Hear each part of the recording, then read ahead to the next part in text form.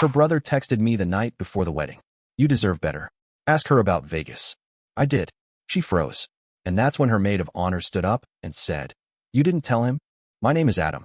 I'm 30 years old, and I was supposed to get married last Saturday. Everything was set. The venue was booked. The rings were polished. Her dress was hanging by the window, still untouched. She had even written me a letter, sealed in an envelope that read, To my future husband. But the night before the wedding, I got a text that changed everything. It was from her brother, a guy I had never really been close with. Never had a real conversation with him that lasted more than a few minutes. He always struck me as the quiet one, more of an observer than a participant. But that night, at 11:47 p.m., his message came through. You deserve better. Ask her about Vegas. Just 6 words. No follow-up. No explanation. And even though I stared at that message a dozen times, something inside me knew it wasn't a prank. This wasn't some misunderstanding. That message was deliberate. And it was a warning. I didn't sleep that night. I laid there, in the hotel suite I had booked for our wedding weekend, watching the ceiling fan spin like a slow clock. Every time I closed my eyes, I imagined her face, smiling, laughing, dancing in that white dress, while this hidden shadow hovered behind it all. Ask her about Vegas. She'd told me it was a low-key bachelorette trip. Just her, her maid of honor Riley, and 2 childhood friends. 4 days at some resort off the strip. Brunches, spa days, poolside cocktails. She'd sent pictures, nothing suspicious. I even FaceTimed her one night when she was in the hotel room, wearing pajamas and half asleep. But now I realized she was always the one who called me. And always during the day. Never at night. Never when she was out. And I never once questioned it. Around 6:30 a.m., I finally got up and stepped out onto the hotel balcony. The city was quiet, misty. You know those weird, hollow moments when the world is wide awake, but you feel like the only one standing still? That was me. I had a fiancée sleeping a few miles away, a wedding scheduled for the afternoon, and a knot in my gut that wouldn't go away. I waited until 8 o'clock. Then I called her. She picked up quickly. Hey, babe. Big day, she said with that same cheery voice. I didn't say anything at first. Just breathed in. Adam, she said again. That's when I asked, flatly, what happened in Vegas? There was a pause. Not even a gasp. Just absence. Like the signal dropped, except it hadn't. She didn't say a word. Seconds stretched. My heart started racing, not because she was yelling or denying it, but because she wasn't doing either. She was silent. Finally, she said quietly, Who told you? I didn't answer that. I just waited. She said, I swear it wasn't serious. That's when I heard movement behind her. Someone else in the room. Whispering. Then another voice, sharper, familiar. It was Riley, her maid of honor. Suddenly, Riley's voice cut through the speaker, not angry, not even surprised, just fed up. You didn't tell him? She snapped. You were really gonna let him marry you without saying a word? It was like time stopped. I was still standing on that balcony, phone pressed to my ear, holding on to what little hope I had left. And just like that, it slipped. Because in that moment, everything changed. I drove straight to her hotel. No calls, no texts, no warnings. I didn't even know what I was going to say when I got there. I just remember seeing the exit sign on the freeway, flipping the turn signal, and letting my hand steer while my thoughts spun in circles. There were 2 hours left until we were supposed to start getting ready for the ceremony. Our families were probably already dressing. Her mother had flown in from Vermont. My dad had rented a suit that didn't quite fit him. The florist had delivered hundreds of white orchids to the venue by sunrise. And I wasn't heading to the altar. I was walking toward the kind of truth people try to keep buried under charm and champagne. I knocked once. Riley opened the door. She didn't look surprised to see me. Her hair was still in rollers, and she was barefoot, but her eyes were steady. She's in the bedroom, she said. You should talk to her. I walked in. The room was quiet. No music, no TV. Just the low hum of air conditioning and the faint sound of someone breathing deeply, like they were practicing for a conversation they'd been avoiding for too long. My fiancée, her name's Danielle, stood by the window, still in her robe, back to me. Her phone was in her hand, but the screen was dark. She didn't turn around. I didn't sleep with him, she said softly. My jaw tensed. So who was he? Still no eye contact. He was someone I knew back in college. He happened to be in Vegas. It wasn't planned. I took a breath. So what happened? She turned then, finally facing me. Her eyes were red. She hadn't cried yet, but she'd clearly been trying not to. I saw him at the hotel bar. We talked. Just caught up. I'd had too much wine. He asked if I wanted to go somewhere quieter. I followed. We ended up in a cab. I don't remember all of it. That last sentence made something inside me crack. She didn't remember all of it, but she remembered enough to know she shouldn't have done it. Enough to keep it hidden. How long were you going to keep that from me? I asked. She stepped forward, almost like she was going to touch my hand, but stopped mid-step. I thought if I told you, I'd lose you. So you decided to lie instead? That's when Riley stepped into the room. She didn't just lie, she said. She made all of us lie too. Danielle's head snapped toward her. Riley, don't. No, Riley said, folding her arms. You made me promise I wouldn't tell. You made me keep it quiet. I told you it was wrong. I told you it would come back to bite you. And now here we are. Danielle was shaking slightly now. I didn't mean for it to go this far. I looked between them. So this wasn't just a moment of bad judgment, I said. You had time to come clean. You chose not to. She didn't argue. That, somehow, hurt more than anything she could have shouted. I stood there for another minute. I think I was waiting for something. An apology that would make it better. A confession that would make it make sense. But there wasn't one. So I turned around and walked out. Riley didn't try to stop me. But just before the door closed behind me, I heard Danielle say something under her breath. It was quiet, barely audible, but I caught it. I thought he was just a memory. And in that moment, I realized she hadn't just betrayed me. She'd been carrying someone else in her heart, even while planning a life with me. By the time I reached the venue, the parking lot was already half full. My best man, Jordan, was standing by the catering van with a to-go coffee and a checklist. He gave me a confused look as I got out of the car, still in jeans and a plain t-shirt. No suit, no tie, not even a pressed shirt.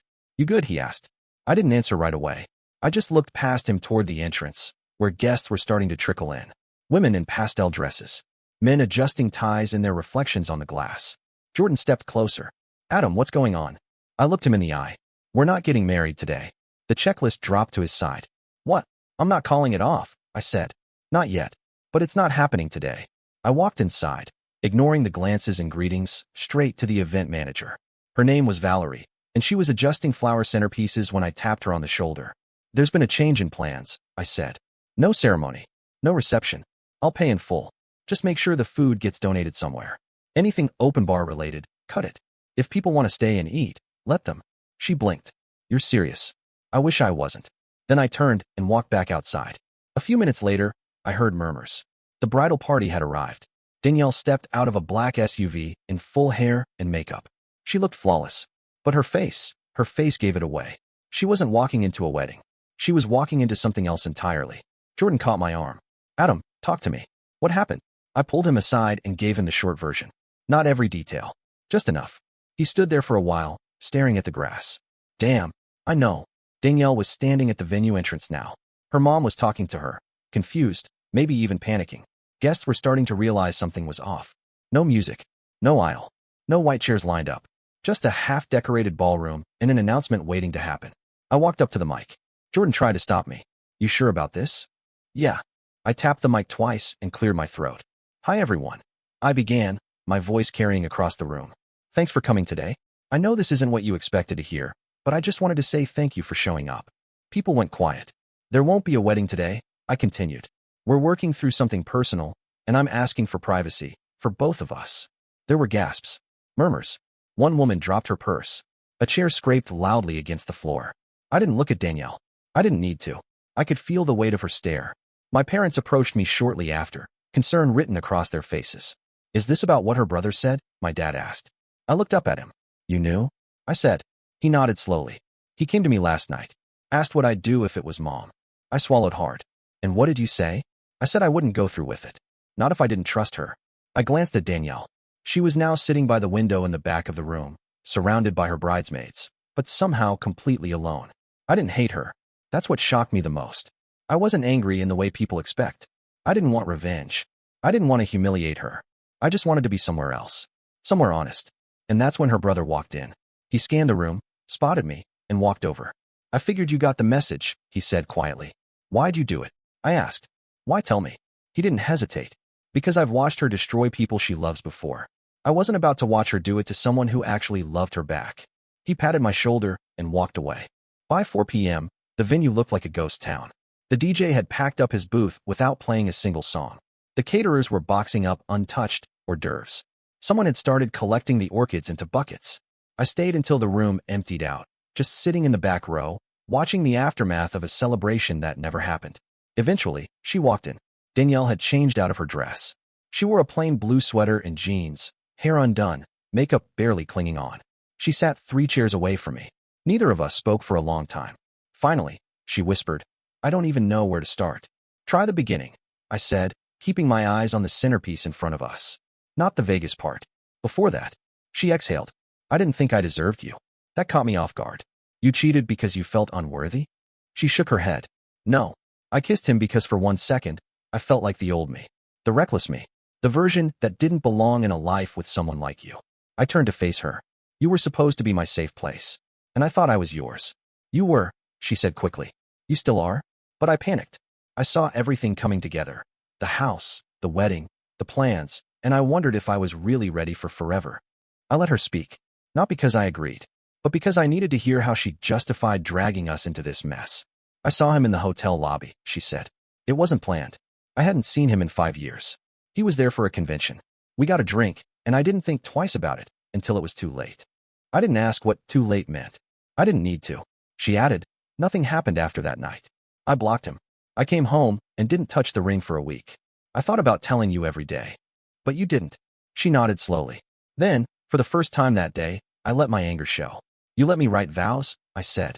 You let me look at you like you were the one person I could bet my life on. You stood next to me for engagement photos. You let me plan a honeymoon. Danielle's voice broke. I know. No, you don't, I said. You can't say you know and keep doing it anyway. You don't know. She looked down at her hands. I never meant for Riley to get involved, she murmured. I just needed someone to talk to. And she made me swear I'd tell you eventually. You lied to her too, I said. I lied to everyone. Silence again. Then Riley appeared. She had changed out of her bridesmaid dress, now holding a makeup bag and a pair of flats in one hand. I left my stuff in the back, she said, glancing at both of us. But I figured you'd want to know. He didn't just show up in Vegas. Danielle looked confused. Who? The guy from college, Riley said. He didn't just happen to be at the same hotel. He was invited. Danielle froze. What are you talking about? He told me himself, Riley said. After you passed out that night, he tried messaging me. Said you texted him the address days before. Danielle's face went pale. I didn't, she stopped. But something in her eyes said maybe she had. Maybe part of her wanted it. Riley gave me a long look, then quietly walked away. Danielle whispered, barely audible. I didn't remember doing that. But now, even she didn't sound convinced. I left the venue just after sunset. There was no dramatic goodbye, no farewell speech, no final moment between me and Danielle. I just stood, grabbed my keys, and walked toward the parking lot like I was heading out for groceries. Before I reached my car, I heard footsteps behind me. It was Danielle. Are you leaving for good? She asked. I stopped, turned halfway. I don't know, I said honestly. She stepped closer, holding the hem of her sweater sleeves like she was trying to keep herself from shaking. I don't want to lose you, she said. But you already did, I replied. She blinked quickly, trying to hold something in, guilt, maybe. Or maybe just the weight of finally being seen. You once told me, I said, that I was the first person who ever made you feel safe. She nodded. But safety only works if both people stay still, I added. You ran. Her lips parted. I didn't plan to. I didn't go looking for it. You texted him your hotel address. She looked like she might collapse under her own shame. I wasn't being cruel. I wasn't trying to punish her with those words. I was just stating what was left, bare, ugly truth without embellishment. I loved you, I said, but I did it with my eyes closed. She tried to reach for my hand. I stepped back. I'm not saying goodbye yet, I told her, but I need space. Real space. Not the kind where we talk every night and pretend we're okay. Where will you go? She asked. I shrugged. Back to my place. Maybe to my brother's for a while. I just can't see you every day and pretend this didn't happen. She nodded, swallowing hard. Then she whispered something that hit harder than I expected. I never stopped loving you. I looked her in the eyes. I believe that, I said. But I also believe you loved someone else, too. And now, I'm not sure you know the difference. I got in the car and drove off. That night, she stayed at the hotel. Alone. Her bridesmaids went home. Her mother cried in the lobby. The man from Vegas, if he was still around, was a ghost, unmentioned, unclaimed. And Riley? She packed her things and texted me later that night. You didn't deserve this. But you did the right thing. Danielle tried to call twice. I didn't answer. The third time, she sent a message instead. Please talk to me. I don't know who I am without you. I didn't know how to respond to that. Because for the first time, I realized. I didn't know who I was with her either.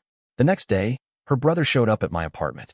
He brought coffee, didn't say much at first, just handed me the cup, then sat down on the front steps beside me.